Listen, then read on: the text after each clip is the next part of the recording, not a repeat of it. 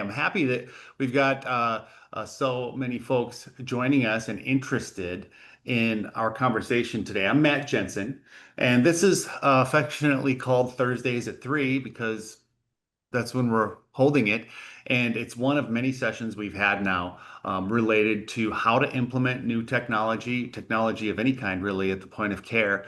And it's inspired by my 20 years as an administrator, where out in the hinterlands in South Dakota at Vance Thompson Vision, where I was the CEO, a lot of times our doctors would come back with amazing technologies from the major meetings, and we'd have to figure out how we're going to implement it for ourselves. And so hopefully this is a place where leaders like you can come with questions and learn from each other. And it's a forum that we're committed to hosting every week, so long as it's not a holiday. And we're excited because we're bringing big conversations. The last few weeks, we've talked about things like how to implement the light adjustable lens, how to improve adoption to premium, how to implement interventional glaucoma in your practice. And today's a big one because we're talking about the state of refractive surgery. And I'm excited that my friend Liana Miller is here to talk about that with us. Now, we'll get into that in your introduction properly here in just a minute, Liana. I just want to remind everybody, if you haven't, next week, Friday, Saturday, and Sunday, there's a course in Chicago put on by the ASOA and Askers. It's called The Business of Refractive Cataract Surgery. And if you're interested in growing your premium adoption, this is a full course that's dedicated to giving you resources, forms, brochures, talk tracks, scripts, role-playing exercises for your team to increase that adoption. And a lot of the personnel from Vance Thompson Vision, where I grew up and had some influence, and myself and other administrators are going to be part of that meeting. So hopefully, you can join us. So let's talk about the topic at hand here. LASIK is not dead, and how messaging is really an important part of what we're doing today. And like I said, I'm joined by Liana. She's the head of communications for the Refractive Surgery Council, and most influentially, she's the CEO of Engaged Communication. That's how I've known her the longest. And Liana, I can't even remember when we met first, but I'll bet it was like 2005. Yeah, very long time ago. And, um, and I didn't even know what I didn't know about ophthalmology. And you came, you and your business partner Lisa, and came to South Dakota to see us. And we've learned a lot together. I've learned a lot from you, and I think that from an operations perspective, we've been able to share some pearls back with you. But I'm grateful that you'd give us some time today to talk about the state of refractive, because when I'm at meetings, sometimes people are saying things like um, LASIK's dead, Yes. and so maybe give us a little bit of an overview about you and what you do at the Refractive Surgery Council. Sounds good. If I could politely ask somebody, if their background noise is distracting, maybe mute. I'd appreciate it. Just because I like to listen to every conversation. I'm again Liana Miller. I've been working in ophthalmology for 30 plus years. Started with a single stitch IOL way back in the day. Specifically, have been working in LASIK and LVC since probably early 2000s. And good and bad and indifferent kind of traveled through this history. It's very specifically of LASIK. Lisa and I and our team were involved in the FDA hearings. And out of all of that came the Refractive Surgery Council. And our job was to really monitor the conversations and look to see how we can improve and educate and make people better aware of all the positives, all the educational aspects with LASIK and now other vision correction procedures as well. So that's just a little bit about us. Refractive Surgery Council has been around since 2010. Jim Walkman is our chairman now, and our full program is dedicated to patient education. We use a lot of different tools, a lot of different analytics to really get at the, at the patient. That's great, and then thanks for sharing what you've learned. One of the things that you've been influential with our practice with and what Refractive Surgery Council has provided is you have a way to look across the country and see what searches, what questions potential patients, prospects are asking online, and to aggregate that to and share that with practices so they know what is the tenor of the marketplace. So maybe give us a little bit of the background as to I think people are curious. One, how do you do that scrape and know that Yeah. it's reliable? But then two, what is the market saying right now? Yeah. So we, starting in 2010, we worked on something called the mindset analysis, and in very simplistic form, way back then, it was meant to gauge whether people felt positively or negatively about laser vision correction. And as that market kind of corrected itself over time, and we continued to focus on our unbranded patient education work, we turned this into a very robust mindset analysis. And we look at 7 different data points, everything from what patients are talking about online to search volumes, key search terms, um, Google Trends. I mean, we just layer a lot of data points into that. And we have data going, all the way back in its iteration, its earliest iterations, all the way back to 2010. And what we do with that data is we bubble up the themes. So if we see that prospects are talking about safety, then we'll dive into those themes. Or maybe they're confused about cost, we'll dive into those themes. And that is everything that you see on our website. That's all of the unbranded messaging is in response to that.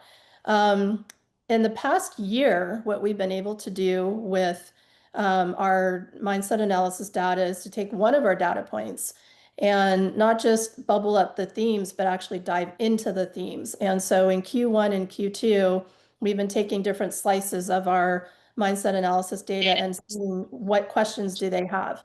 What actually is happening in the conversations? And we've come up with some fascinating data points that we've trying to, as rapidly as we can, get out to our RSC verified surgeons. So, for example, we still see, like I've heard a lot this year, LASIK is dead, volume is down, never LASIKs are out there, but we still see a very strong pulse of people intentionally looking at LASIK. And remember, every vision correction procedure is LASIK until they're educated otherwise, right? Doesn't matter what you're having, it's all LASIK. So this is a really good lens for us to look through because we can see the nuances of it. We've also seen Is, that is there's that just because it's become a household term? absolutely, Yeah, okay. Because like it's like every runny nose needs Kleenex, yeah, regardless of what you have in your pantry. Okay. absolutely, Okay. absolutely. And what's happened over time is that with all of these questions, people are starting with with social media, Reddit forums, all of it. They're starting to talk to each other and answer their questions there. So we've pulled 3,000 questions. A lot of them are variations of a theme, right? So how many different ways can you say is LASIK safe or am I a candidate? And we've really started to chip away at making sure that there's, credible, authentic answers for those questions. Yeah, so what are some of the things that you found from Q1 and Q2? What are the questions? And I don't know if you rattle them off or if you've got them kind of handy, but I would be really curious to know how people are searching and what the themes are. Well, it's interesting because one of the questions that we see a lot is around recovery. And I think we tend to think of the journey of a prospect how we think of our marketing funnel. They become aware, what is it? Is it safe? And actually our prospect is kind of they're bouncing around all over the place and it's really about how's it going to affect me? So that recovery is like, okay, I'm going to do this. I've committed. I'm going to see if I'm a candidate. And then but okay, what's it going to be like after? Is it going to hurt? Like that's like those kinds of questions that Hmm. we come up with, which I think was a little surprising for us, I think given the backdrop and the landscape of where we've been, I think we thought there would be a lot more like never having LASIK. Now, I want to also say we actually searched never LASIK. I'll never have LASIK, and that doesn't come up. The only place that comes up is with our activist group. So I encourage everyone to not just throw in the towel and think that everyone's just done. That's not true. Other questions that they ask about is, what is it? How does it work? Is it safe? We start to see some other tougher questions come up around eye pain, for example. But, most people are just looking at cost and recovery, and that kind of thing. I want to pull on the thread a little bit with the messaging because you see it so much, and I know that one of the things that people talk about in their questions is cost, right? You look at we've talked about this for a decade, how it's always the first question, and I have the belief that it's the first question precisely for two reasons. One is because we talk about it so much. Like we tell patients that's the most important thing because we're always discounting. So, one, let's stop doing that. But two, because it's the only thing they know to ask. Right, I understand the value of a dollar, but I don't really understand any of the other nuances I should be considering. And therefore, I'll just start with how much. And that frustrates us at the practice because we're thinking to ourselves, why don't they just ask us about quality or about outcomes or things like that? right. Then let's tell them to. Yeah. Well, cost is very complicated. Cost near me is a term that's grown over time. But cost is always a prominent question in there. And I mean, we sit in between, manufacturers and practices and then what we're hearing from consumers. And I think sometimes this prospect now wants transparency. They want to know what it costs. And we don't do a very good job of answering it. It's like clear as mud. And then you throw into that, they don't understand why insurance doesn't cover it. So you've got kind of a double whammy Mm, of trying to educate them on it.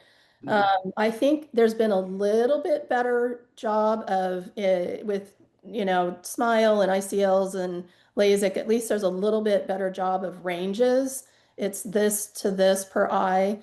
But I think I even hear on the consult side, people are just afraid, like cost is just not something people are comfortable talking about.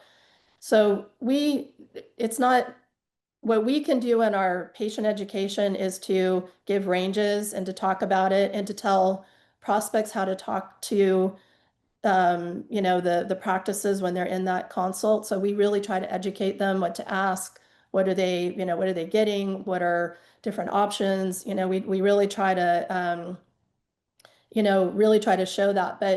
But what I will tell you is in generative, in this new AI world that we're in, price matters. So we're going to have to figure out how we decide, and maybe it's something that we can help lead, but we need to decide how we do that. Because when a person is going out there and searching, that's one of the key things that comes back with generative AI. Um, so I know When you say price matters, does that mean that that's what they search first, or that the lowest price is of greater importance? I don't think it's about the lowest price. I think it's about price transparency. Okay, yep, that's because I want to make sure that people hear that properly. Yeah. Again, I'm a big believer in comparing us to other subcategories of elective surgeries who have done a good job of continuing to raise their price, where for whatever reason we continue to kind of hold steady with where we are, regardless of the increase in technology. And pricing is a real cue for quality. And I think if we're not careful, we will commoditize our own offering, right? Yeah. Yeah. So, and I like that you've got a guide or something for patients to, if you're going to go to a practice or, here's the questions you should ask. That we created a 10-point checklist that can be found on the Vance Thompson Vision website. It's the 10 keys to quality vision, and you don't have to have it with us, Right. but you should ask these questions and, see if they're doing it, great. And if they're not doing it, ask them why. And if it's Yeah. cheaper and you're comfortable with it, now you're an educated consumer. Yeah. And bottom line, that's what matters. Hmm. Better educated prospect that's coming in, the better that they're going to have a conversation with you, the better you're going to get them to convert. They're going to understand what their options are, and I think all of that is important. And like back when we first started, we saw that cost was a big conversation point, and our content expanded. I think now we have almost 20 pieces of content that deal with cost directly. So that tells you how complex that conversation is. I So want to ask about that just because there's so many good folks on this call who I'm sure would love a deliverable out of this conversation. And are those assets on your website, Liana? yes, Okay. And so will you just give everybody the URL and then we'll send it out on an email also so you can go directly to those things because I think that reference guide for patients, the elements about cost, and then the talking points and the things you talk about yeah. you're finding out there are really important for practices to have. I think that'd be a great output from this session. Yeah. Okay. I'll make sure it's we have the worst URL known to mankind. I apologize. AmericanRefractiveSurgeryCouncil.org. AmericanRefractiveSurgeryCouncil.org, and we'll send it out after. We do have a lot of tools and resources. If you're not part of our RSC Verified program, please be sure that you become a member of that. There's a lot of things that you get with that. We have a lot of resources around even just how to understand, and we talk a lot to the patient about how to do their research, how to understand all of that. So we actually had an article in CRST in August, I think it was, and we had a patient research resource guide. So, download and utilize all of those tools. Yeah. Yep. It's kind of like download it, republish everywhere because it's that kind of stuff that we want to hit the internet and your patients so they ask those questions. So that comes up better in searches. And I want to transition to what you found in in the quarter we're in right now because you had some compelling comments about and I think that's why the headline, LASIK's dead. LASIK's not dead because of the amount of searches and questions that you're seeing. So maybe give us a sense of current state questions, and then maybe some action items that you would have us all uh, enact. Well, one thing I want to start with in answering that question is I want everyone to understand we are actually at a wonderful sea change this year in 2025. Everything's changing. AI is everywhere. I'm sure you guys are hearing and seeing the buzzwords around, search, generative search and zero clicks now and all of that. And that is where we actually really excel, we as an industry, is because we have doctors and medical authority. That's part of that. And so we really can take advantage of that. We're doing our best to lead the way, giving out tools, helping people understand, what that means. But the other part of this is that, algorithms are everywhere too. And algorithms influence all kinds of behavior. And what I see and what you see, what everybody on this call sees is different. So just keep that in mind. We want to make sure that the algorithm is being fed this medical expertise from our world, our doctors, all of that. And then also remember it's all about clicks. So right now media and social media, all of that, they're using clickbait to get you to click because that then feeds the algorithm. So all of this stuff is actually things that can work to our advantage. And this is one of the reasons why we started to do these deep dives into the quarters. So trust is an incredibly important signal for prospects. And we know, as I said, that there is an intent of people who are going online, searching, commenting in forums, commenting in social media, and have an interest and a desire to have LASIK, and then obviously whatever that turns into. So, but with that, there's about 16.3% of people who are seeking answers. And where there's an opportunity is we're not seeing doctors, medical doctors really chiming in and answering these questions. So what happens is people go and talk amongst themselves. And that can be good and that can be bad. Right now, what we see is they're influencing answers not in the direction that we want them to. So we go in and we really watch closely what's being talked about, and then we try through our programs.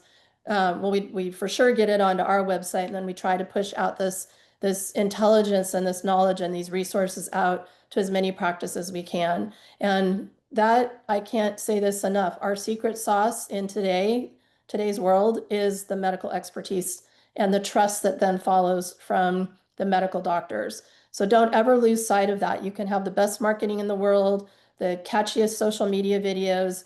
If a prospect is going out there and their questions aren't getting answered, we lose. So just kind of, keep that in mind. Um, and I think that, the questions there's very few questions that pop up that we haven't seen 1,000 times, and we're trying to get the questions out to everybody as quickly as we can. 3,000 is a lot. We're grouping them. We do try to mix it up. If we see negative coverage, we'll pop those questions up more to the top. Um, and the other thing that we're trying to do is to help practices really keep on top of all of these changes that are going on. Like I saw something today, I haven't seen it in effect on our end, but I saw that ChatGPT isn't going to be going to Reddit anymore. So let's see if that happens. That was kind of an important, funnel point for information. So let's see what impact that has on it. But there's just an opportunity right now to, especially, I always say when things are down, just double down on your educational efforts and getting all that stuff out there, because when you can run as fast as you can, when the tide turns, we're there, we're meeting their questions. I want to share a slide that I think is also helpful to remember, and it's a good opportunity, like the questions that you just referenced. Um, and so sorry, I'm doing this in real time, and I'm this one. Yes.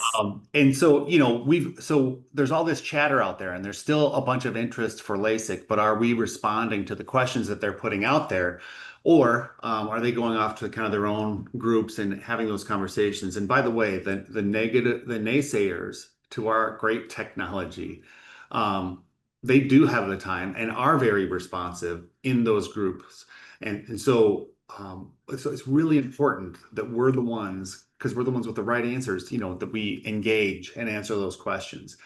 So that's an opportunity. But another opportunity is when we see things like this. That this happened a couple weeks ago, and maybe we could have all leveraged it a little bit differently. Maybe talk about this, Liana. Well, I think what happened when, I mean, the fact that she had LASIK, it becomes like Taylor Swift had LASIK, and let's go talk about that. But I think there was something a little deeper here. She actually gave us a testimonial. I would look out and I would see a lot of bonding happening between generations of people. It was wonderful. And remember, her Eras tour was a cultural phenomenon, right? For over a year. It was the most incredible feeling in the world because I can see that I've got LASIK.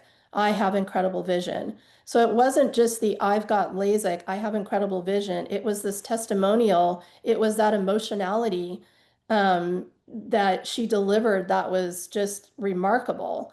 So, And I want to pull on that string a little bit because yeah, it's not just a repost saying, "Look, everybody, T Swift got LASIK." It's look, everybody. Look at how she gets to enjoy her concert in a different, more meaningful way because of what she invested in, plus or minus LASIK. I mean, it's just we got to talk life benefit there. yeah. And this is how she engages with her fans. I mean, we've put out a couple things about the Taylor Swift effect. She had LASIK at the end of 2019, huge spike, much like what we're looking at here. But all throughout the Eras tour, that LASIK theme just maintained. And it was very fan-based a lot. Like, she's got this great vision and all of that. So I think this is what made this really special. Yeah, very, very helpful. Thank you for just talking about that. And I think, the take home message that I want to leave everybody with is Liana and Lisa, who, by the way, posted in the chat your website. So if you want to know where those resources are, go to the chats within this Zoom call. Thank you, Lisa. But you're spending 100% of your time tracking and processing how people are inquiring about vision correction surgery, and we can learn a lot from what you're listening to, the voice of the customer. The next step is then how do we use that to tailor messages according to what they say is most important to them? And I think that the more we pay attention to your output, the better our messaging will be. I'm encouraged that in this quarter you're seeing more interest, yet maybe flat or less follow through on the practice side on that engagement piece. I think we have to work on that, but I want to just kind of leave it there because I think you're a great resource and I hope you come back and talk to us. Part of these sessions, and you don't know this, Liana, is we open it up to everybody to just ask questions. And we've got a bunch of people on the call who have great laser programs. So if you want to, you can unmute or you can put a question in the chat and we'll serve it up to Liana. And or if you found things in the marketplace that you'd like Liana to weigh in from, your practice, we're happy to do that. Um, and while everybody is getting the courage to do that, Liana, how often do you add resources to your site?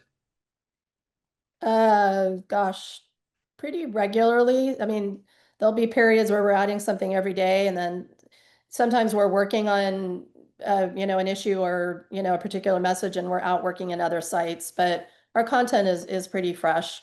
Yeah. A bunch of stuff that we're going to be putting up now, and we've got some recovery pieces, some testimonials. So, Well, the reason I'm asking is because there's so much there, and you're producing it at such a rate where in previous sessions we've talked about the importance of team culture and meeting together regularly. And one of the biggest questions is, what are we even going to talk about? Right? Well, how about you take the next, 10 weeks and just review one output from the RSC every week. That is a pretty awesome place to start. And I'm glad that oh, good. There's another URL there for folks as well. A great place for people to start with how to have those team meetings. Any questions from our audience here?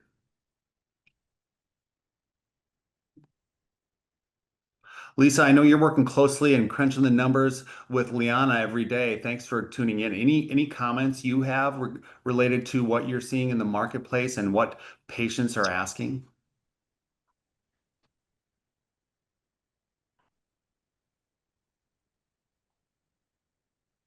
Maybe she's locked out. I may have locked everybody's mute so that they're not able to ask. Let me make sure it would be just like me to ask everybody to talk and then not allow them to.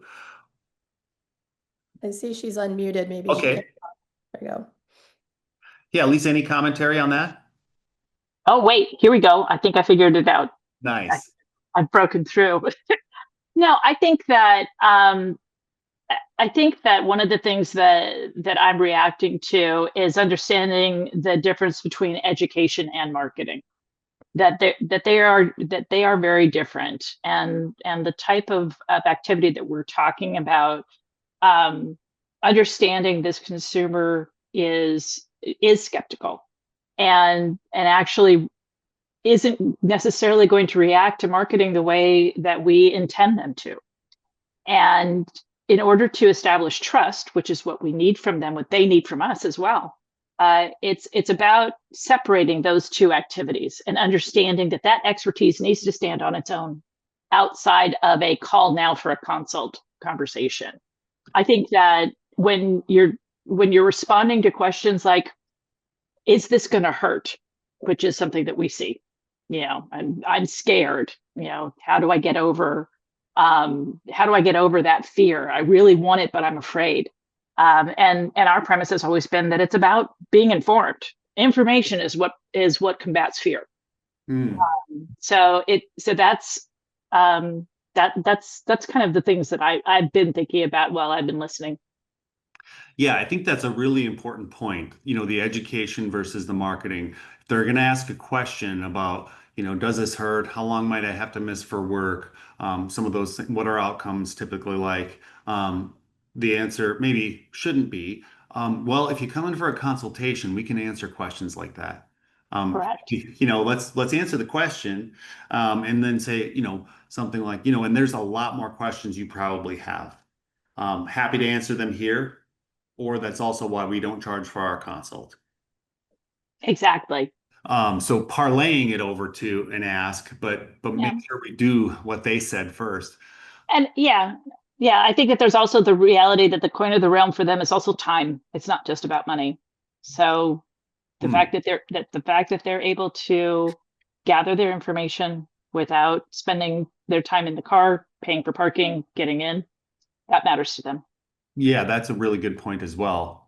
That might be as an important investment as the dollars and cents itself. The other thing that I just want to mention, and I'll hearken my mentor and friend Vance Thompson. He says that the marketing is the beginning of informed consent, right? And which kind of flies in the face, at least at face value, of education and marketing being separate. He's kind of saying, well, actually, they're part of the same thing. What he means is, if you boast about LASIK, and it's different than what your informed consent risks say, we got real problems. And so, let's not be over promissory. Let's talk realistically about the benefits of the technology. Testimonials are a good way to do that. But I have a particular problem with guarantees or lifetime kind of commentary. Just answering the question about their fears, their education, but then also being really candid in your marketing about the life benefit, but not over promising. Throw away your glasses forever. It might not be something that a LASIK procedure to a 20-year-old can accomplish.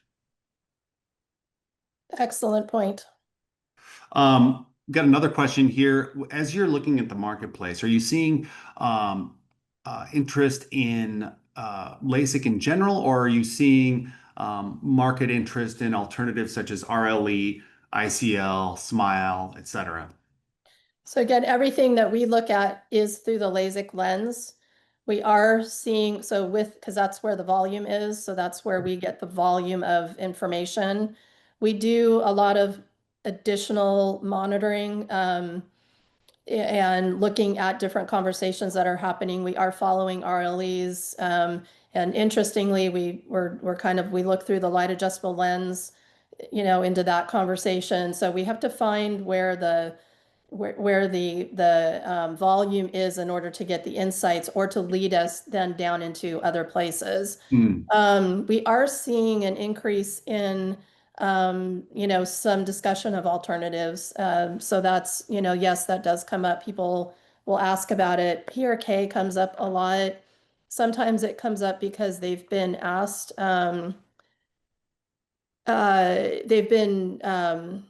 to a consult or something and someone will say you're a good candidate for this or that. But ICL, SMILE, PRK, they all show up as part of the LASIK conversation.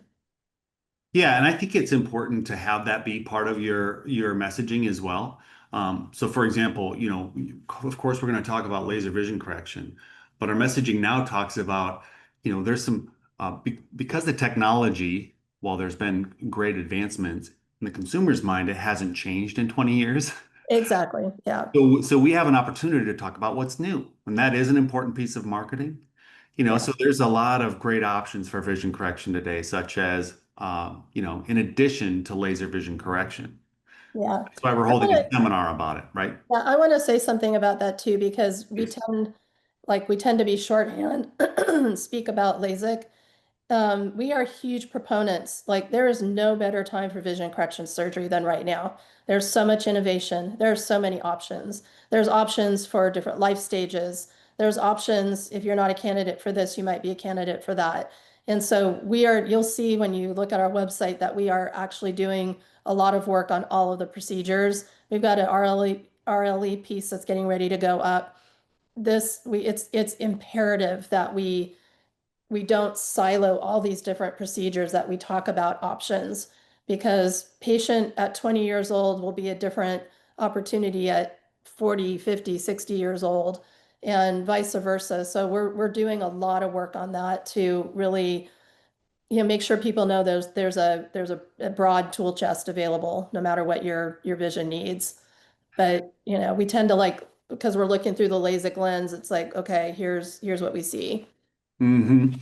One of the things that we've done recently at Vance Thompson Vision, and while I'm not the CEO there anymore, we do still all of their marketing and we advise on strategy. And one of the things that we've brought back, which I've talked to you about, Liana, is the patient seminar, like Yes. the old days. And it sounds crazy, but there has been such great interest about the messaging are things like, hey, if you've considered LASIK before, there's some exciting advancements that are available today. Hey, if you were told you weren't a LASIK candidate before, chances are you might be a candidate for one of our new procedures. So we're still saying LASIK is the flag to flag the prospect. Yep. And we're kind of funneling everybody to this educational event. The one we had just a couple months ago, 166 registrations, Awesome. 80 plus people showed up, 30 plus, scheduled consults from that and went on to some kind of surgery. And that's just from what we tracked the first couple of months. So it costs a lot of time to do that. It Yeah. costs some to put the messages out there. But there's a couple of ways to look at it. There's the current cost of acquisition for that customer for that event. And then there's the lifetime value because those folks who went to that seminar are still thinking about it, right? So they might be outside the measurement window, but the lifetime value of that patient is really good. And plus, from a branding standpoint, no better thing than to be known as the educator. Yeah, So absolutely. those are some tips and some high ground I think that everybody can benefit from when actually getting out there and doing the messaging. I want to give one more shot or opportunity for folks to ask some questions of Liana before we close our session today. A couple of you have unmuted, and maybe that means you're just testing your vocal cords to ask the question out loud.